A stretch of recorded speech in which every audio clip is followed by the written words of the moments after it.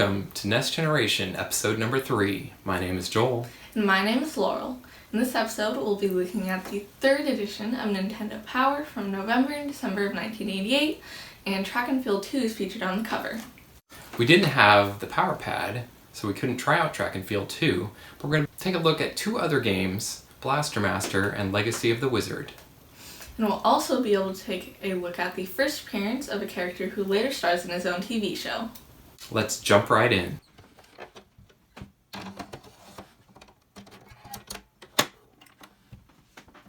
First up, we have Blaster Master.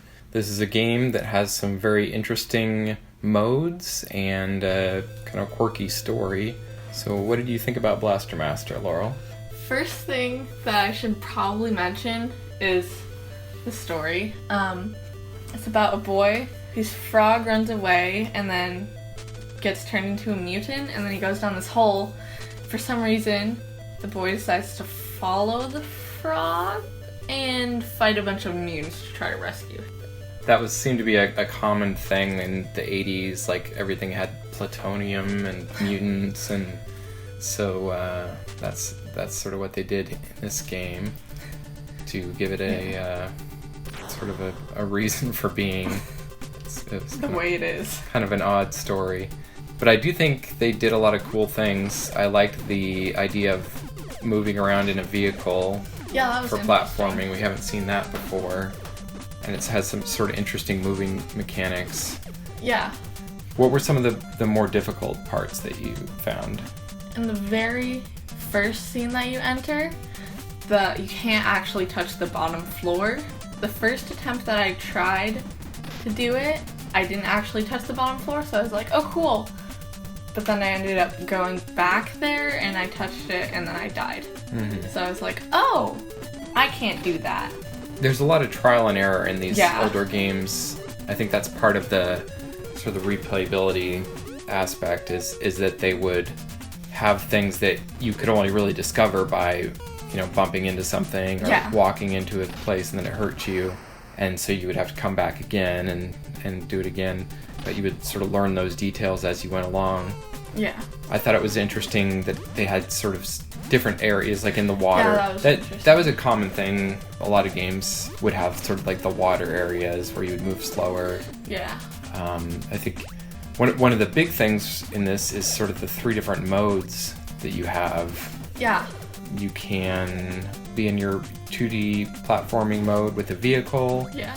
And exiting the vehicle. There was like to go into certain doors, or there was places that you could only get to outside of your vehicle. And then in that mode, you could enter a top-down view where you could battle with your character. Yeah. So how far did you end up getting, Laurel? I died during the first boss because I thought that I had to attack the little things that were orbiting around it, and then I realized that you had to hurt the inner thing. The older games, you would often have to do a lot of experimenting, going back multiple times to the boss to figure out where their weak points were, and that's where things like Nintendo Power or other things would help, because you didn't have the internet to sort of figure out where those weaknesses with the bosses were. Yeah. That is Blaster Master. This issue of Nintendo Power was the debut of a new character we haven't seen much of in a long time, Captain Nintendo, better known as Captain N. The feature contains the origin story for the character with an explosion of microchips giving him special powers, as well as bringing some video game characters to life. Later, Captain N was made into a Saturday morning cartoon.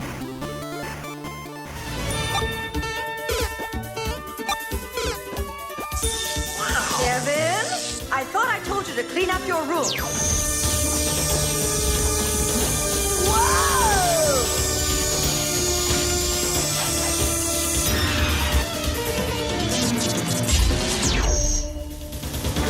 Captain N, the Game Master. There were also Captain Nintendo logos on the shoes from the cover of this issue.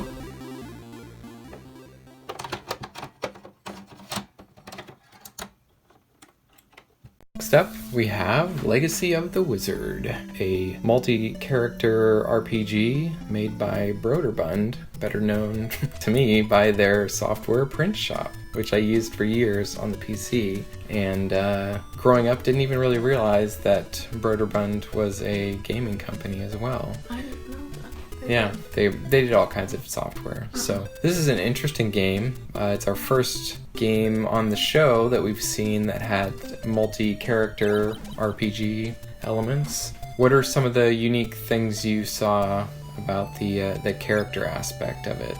I only played with the main character. Okay. Looking back on it, I probably should have gone back and played with some of his other teammates or relatives.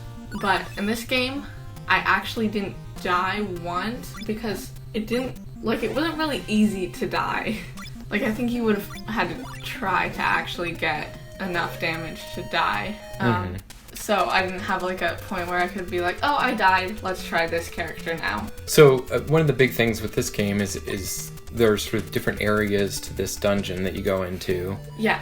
And you have to use the different abilities of these different characters to reach different points and get past various obstacles. You can collect a bunch of items, and then there's the inns that let you heal up so you don't have to go back up and out of the dungeon. The items inventory screen was interesting with your character being able to walk around and pick things up that way. I actually didn't know how to use any of the items. There's only like a 2-page thing in Nintendo Power about it, and the game itself doesn't really give you any help.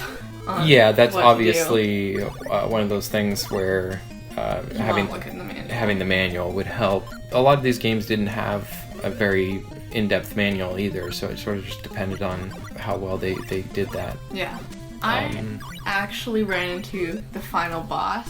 However, I could not figure out how to get into Cage. So I think the idea is that you sort of progress through all these different characters, unlocking various things, and then so that final boss is actually in a painting. Right. And he was trapped there by the wizard, and they are realizing that he's coming back to life and is going to escape the painting. Yeah. So they go on this quest to defeat the dragon. So the idea is then that you would go through all these characters using their abilities to unlock that final battle with the dragon. At one point I saw a pickaxe in the item screen, or what looks like one, but I didn't actually find it because I'm not really it's kind of difficult to find the different items. You don't really know where you're gonna find them. You might open a treasure chest and be like, oh, I found this.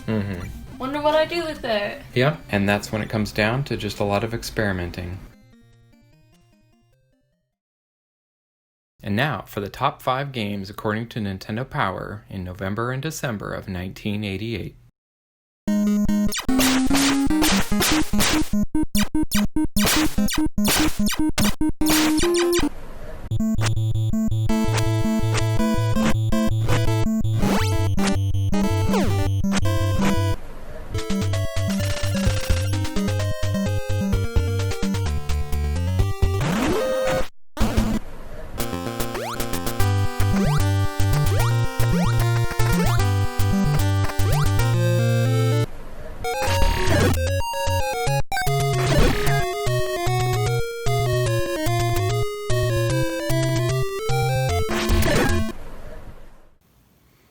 Thanks for watching Next Generation.